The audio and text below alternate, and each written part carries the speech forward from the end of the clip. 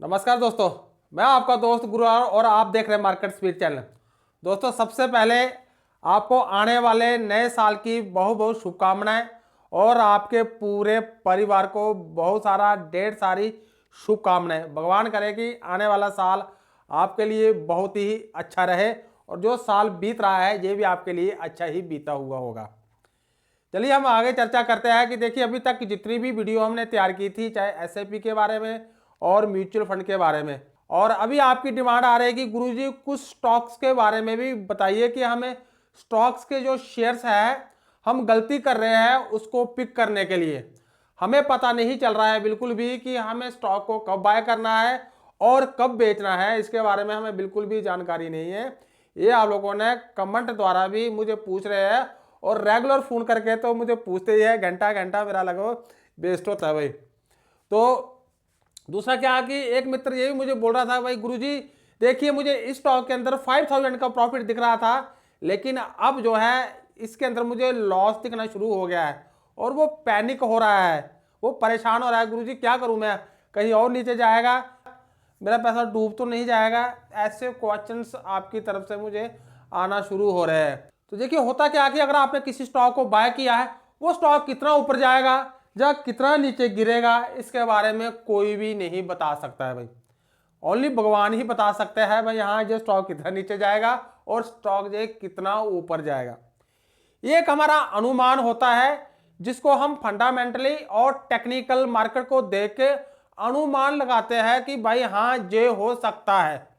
जैसे कि मान लीजिए कि अगर आप बाहर गए और बहुत सारे बादल आसमान पे छा रखे हैं, आप आसमान को देख के अंदाजा लगाते हो भाई कि ऐसे लग रहा है कि बारिश होगी। अब आप घर से बाहर निकल रहे हो तो आप छाता साथ में लेके निकलोगे भाई, है ना, क्योंकि आप ये सोच रहे हो कि यार बारिश होगी। अब वो बारिश होगी कि नहीं होगी वो डिपेंड करता है भाई बादलों के ऊपर या भगवान के ऊपर ही भाई, वो हमारे हाथ में नहीं है। लेकिन हमारे हाथ में क्या है कि भाई हम घर से छाता लेकर बाहर निकल सकते हैं। अगर बारिश हुई तो हम उस छाते को क्या तान लेंगे और बारिश से बच जाएंगे। तो ये सारा की सारी चीजें क्या कि आपको एक एक्सपीरियंस है कि आपने एक्सपीरियंस को देख के अनुमान किया कि आपको बादल दिख रहे थे और बारिश होगी, है ना भाई। तो ऐसे ही एक स्टॉक मार्केट क्या है कि जितना ही आप लंबा टाइम दोगे मार्केट को, आपको उतना ही एक्सपीरियंस होता जाएगा और ये आपको पता होता जाएगा कि अब कौन सा स्टॉक कहाँ जा रहा है और कौन सा स्टॉक नीचे गिरने वाला है। ये सारा का सारा आपको एक्सपीरियंस से आएगा। लेकिन फिर भी एक अनुमान, फंडामेंटल और मार्केट को टेक्निकल आपको मार्केट को देखना आना चाहिए, उसी के बारे में हम आज थोड़ी सी चर्चा करेंगे भाई। देखिए जितने भी आपको ये बोर्ड पर दिख रहा है इन सभी के ऊपर बाद में अलग अलग वीडियोस आएगी और वो वीडियोस आपको कंप्लीट देखनी होगी तो ही आपको समझ में आएगा, फिर ही आप स्टॉक को बाय कर पाओगे और कब बेचना है ये आपको तभी समझ में भाई आएगा भाई। ठीक है भाई मित्रों, अगर आप स्टॉक के अंदर आप पैसा इन्वेस्टमेंट करने के बारे में सोच रहे हो तो सबसे पहले आप अपनी कैपिटल पे ध्यान दीजिए भाई। आप उतना ही कैपिटल को इस्तेमाल कीजिए जितना कैपिटल को आपको अभी जरूरत पड़ने वाली नहीं है। नेक्स्ट मिनिमम 6 मंथ या 1 ईयर तक आपको उस कैपिटल की जरूरत पड़ने वाली नहीं है। ये आपका व्यू पॉइंट क्लियर कट होना चाहिए। नेक्स्ट है भाई देखिए टाइम फ्रेम। मैं पहले बताया कि व्यू पॉइंट, टाइम फ्रेम का मतलब कि आपका क्या व्यू पॉइंट है। जिस स्टॉक को आप बाय कर रहे हो तो सबसे पहले आपका व्यू पॉइंट क्या है। क्या आप उसको 6 मंथ तक होल्ड रखना चाहते हो, 1 ईयर तक होल्ड रखना चाहते हो, 5 ईयर तक होल्ड रखना चाहते हो, 10 ईयर होल्ड रखना चाहते हो, जहां आप 1-2 दिन के लिए आप उस स्टॉक को बाय कर रहे हो। तो अपना पहले व्यू पॉइंट जो है ये सेट कीजिए, टाइम फ्रेम अपना बिल्कुल सेट कीजिए। तो फंडामेंटल देख के आपको पता चलता है कि ये कंपनी स्ट्रांग है या वीक है, ये कंपनी फ्यूचर में ग्रो करेगी या नहीं करेगी। ये सारी की सारी चीजें आपको फंडामेंटल देख के ही पता चल जाता है भाई। तो फंडामेंटल में मोटा मोटा आपको क्या पता होना चाहिए, देख लीजिए उस कंपनी का सबसे पहले मार्केट कैप, कि उस कंपनी का जिस कंपनी में आप अपना जिस स्टॉक में आप अपना पैसा लगाने जा रहे हो उस कंपनी का मार्केट कैप क्या है। सिंपल सी बात है कि वो कंपनी कितने करोड़ की है या कितने लाख की है टोटल। मेरी कहने का मतलब ये है कि इसका मतलब यह है कि मान लीजिए अगर मैं मेरे पास घर है, अगर मेरी कोई प्रॉपर्टी के बारे में जानना चाहता है तो मेरे पास जो घर है या मेरे पास जमीन है या मेरा बैंक में कैश पड़ा हुआ है, टोटल इन चीजों को मिलाकर उसका मेरा क्या है कि मेरा क्या कैपिटल है। यानी कि मेरे पास कुल संपत्ति कितनी है उसके बारे में आपको पता होना चाहिए। सिंपल सी बात है कि मार्केट कैप का मतलब है कि कुल कितने करोड़ की वो कंपनी है, उस कंपनी के पास कितनी संपत्ति है, इसको बोलते हैं हम मार्केट कैप भाई। नेक्स्ट पॉइंट आता है पीई। देखिए पीई रेशियो के बारे में भी आपको पता होना चाहिए जब भी आप किसी स्टॉक को बाय कर रहे हो। वेरी इंपॉर्टेंट पॉइंट है ये, पीई के बारे में आपको पता होना चाहिए भाई। ये बाद में बताएंगे पीई क्या होता है, प्राइस टू अर्न रेशियो होता है। नेक्स्ट है उस कंपनी का बुक वैल्यू क्या है भाई, बुक वैल्यू के भी बारे में आपको पता होना चाहिए। नेक्स्ट पॉइंट है डिविडेंड के बारे में भी आपको पता होना चाहिए कि वो कंपनी डिविडेंड कितना दे रही है भाई। ROCE के बारे में आपको पता होना चाहिए, ROE के बारे में पता होना चाहिए। नेक्स्ट है उसका प्रॉफिट एंड लॉस, वो कंपनी प्रॉफिट में चल रही है या लॉस में चल रही है, ये भी आपको पता होना चाहिए। अगर वो ऑलरेडी लॉस में चल रही है कंपनी तो वो कंपनी क्या ही प्रॉफिट आपको निकाल के देगी। तो आप कंपनी प्रॉफिट में है कि लॉस में है, प्रॉफिट में है तो कब से प्रॉफिट में है, लॉस में है तो कब से लॉस में है, इस चीज के बारे में भी आपको पता होना चाहिए। फिर आपको उस कंपनी का बैलेंस शीट देखना आना चाहिए।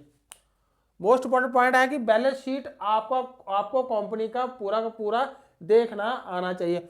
बैलेंस शीट के अंदर ही आपको सब कुछ दिख जाएगा कि उस कंपनी की नेट एसेट वैल्यू क्या है और उस कंपनी के अंदर लायबिलिटी कितनी है। नेक्स्ट है कि कैश, उस कंपनी के पास अपना खुद का कैश कितना है भाई। ऐसा ना हो कि जो उसके पास जो कैश है वो सारा का सारा उसने उधार ले रखा हो तो फिर उसका कोई फायदा नहीं है। तो उस कंपनी के पास एक्चुअली नेट कैश कितनी है भाई। तो जो कंपनी प्रॉफिट में रहेगी तो उसका कैश फ्लो हमेशा बड़ा ही रहेगा, यानी कि ज़्यादा ही रहेगा। और जिसके पास कैश ज़्यादा रहेगी तो उसकी कंपनी क्या करेगी, हमेशा डेवलप करेगी, उसके स्टॉक हमेशा कहाँ जाएंगे, ऊपर ही जाएंगे। तो आपको कंपनी के पास कितना कैश है इसके बारे में भी पता होना चाहिए। नेक्स्ट है कि रेशू, आपको कंपनी की जो क्या रेशू है उसके बारे में भी पता होना चाहिए। ये रेशू क्या है, हर चीज़ें बताएंगे हम आपको बाद में, लेकिन आप पहले मोटा मोटा समझ लीजिए कि फंडामेंटल में हम देखते क्या क्या है। आपको रेशू के भी बारे में भी पता होना चाहिए।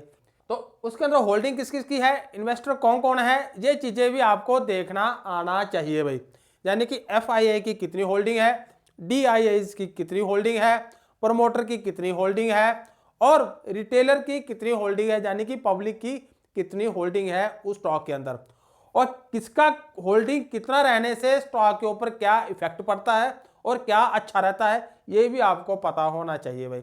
ये मोस्ट इंपॉर्टेंट पॉइंट है इन्वेस्टर वाला भाई, इसको बिल्कुल ही आप मिस करिए नहीं। CGR भाई, उस कंपनी का CAGR क्या है भाई, ठीक है भाई। तो CGR के भी बारे में आपको पता होना चाहिए। तो ये है मोटा मोटा आपको फंडामेंटल, आपको मार्केट का इतना मार्केट का आपको पता होना चाहिए। बाद में हम अलग अलग चर्चा करेंगे इन सभी के ऊपर भाई। एक्चुअली ये चीज़ें है क्या भाई, एक्चुअली ये चीज़ें है क्या। अभी आप सोच रहे हो अरे गुरुजी भाई साहब जी इतना कुछ जानना है क्या, मैं आपको सही बता रहा हूँ ये ओनली बेसिक है, ये ओनली बेसिक है। यदि आपको स्टॉक मार्केट के अंदर पैसा कमाना है तो इतना तो आपको जानना ही है भाई। देखिए अभी आपने फंडामेंटल तो आपने किसी स्टॉक को देख लिया भाई कि फंडामेंटल वो स्ट्रांग है या वीक है, ये आपने चेक कर लिया फंडामेंटल में भाई। आप जो डेटा देख रहे हो सकता है वो 3 मंथ पहले का हो, यानी कि हो सकता है वो 60 दिन पहले का हो या 70 दिन पहले का हो, है ना भाई। तो अभी हमें मार्केट को टेक्निकल भी मार्केट को देखना आना चाहिए। जिसको मार्केट को फंडामेंटली और टेक्निकल दोनों मार्केट को देखना आता है, स्टॉक को देखना आता है, वो लगभग मैं मानता हूँ कि कभी मार नहीं खाएगा स्टॉक को बाय करने के लिए भाई, है ना भाई। तो टेक्निकल क्या है कि करंट में, यानी कि अगर मैं आज ही किसी स्टॉक को बाय करना चाहता हूं तो मुझे टेक्निकल उसको देख के आज ही पता हो जाएगा कि वाकई में ये स्ट्रांग है या वीक है, बेचना है या रखना है। ये सारा का सारा आपको मार्केट को टेक्निकल आपको देख के ही पता चल जाएगा। तो टेक्निकल में सबसे पहला एक पॉइंट क्या है कि भाई चार्ट, भाई आपको चार्ट रीड करना आना चाहिए भाई उस स्टॉक्स का। चार्ट आपसे कभी भी झूठ नहीं बोलता है भाई। एक्चुअली जो मार्केट के अंदर हो रहा है, उस स्टॉक के अंदर हो रहा है, वो चार्ट के अंदर क्लियर कट दिखता है। तो आपको चार्ट रीड करना आना चाहिए। चार्ट रीड करना तभी आएगा आपको जब आपको कैंडलस्टिक की अच्छी जानकारी हो और कैंडलस्टिक पैटर्न्स की आपको अच्छी तरह जानकारी होनी चाहिए। और एक और पॉइंट है इसके साथ में कि आपको चार्ट पैटर्न्स के भी बारे में भी अच्छी तरह से नॉलेज होनी चाहिए। इंडिकेटर्स, बहुत सारे इंडिकेटर है मार्केट के अंदर भाई, बहुत सारे इंडिकेटर है मार्केट के अंदर, लेकिन आपको कम से कम आपको 3-4 इंडिकेटर्स के ऊपर आपकी माहिरता हासिल होनी चाहिए, आपका उसका ग्रिप होना चाहिए भाई।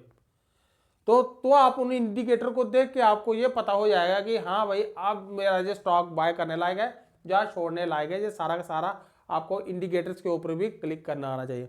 मैं अपनी बात करूँ तो RSI, starch RSI, super trend और मूविंग एवरेज मैं तीनों को फॉलो करता हूँ। 50 EMA और 200 EMA और 21 EMA को मैं बिल्कुल फॉलो करता हूँ। इतने मैं इंडिकेटर्स को फॉलो करता हूँ और आपको भी इसके बारे में आने वाले टाइम में ही भी ज्ञान दूंगा भाई। नेक्स्ट है कोई ट्रेंड लाइन की मदद से भी मार्केट को जानने की कोशिश करता है भाई। तो ट्रेंड लाइन भी आपको खींचना आना चाहिए स्टॉक के ऊपर। बहुत सारे इन्वेस्टर ऐसे हैं कि ओनली ट्रेंड लाइन को खींचकर ही मार्केट का डिमांड कहाँ है, मार्केट का सप्लाई कहाँ पर, जानने की कोशिश करते हैं भाई। ठीक है मित्रों, उम्मीद करता हूँ कि आपको आज का वीडियो अच्छा लगा हो, समझ में आया होगा। यदि समझ में आएगा तो लाइक करना बिल्कुल भी ना भूलें। और यहाँ पर मैं अपने शब्दों को देता हूँ विराम। जय हिंद, जय भारत।